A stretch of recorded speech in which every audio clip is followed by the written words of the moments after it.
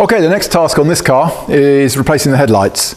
There are two different setups for securing the headlight in the Volvo 140.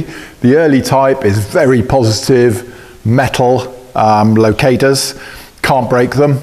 The late type has natty little plastic retainers which are very easy to break. And which, you ask yourself, will we have on this car? Being a late car, you'd expect the late type, as indeed the left lamp is secured with the late type plastic locators. The right lamp, however, is the early type. So it's going to cover both eras in the one car, which is kind of handy from a video point of view.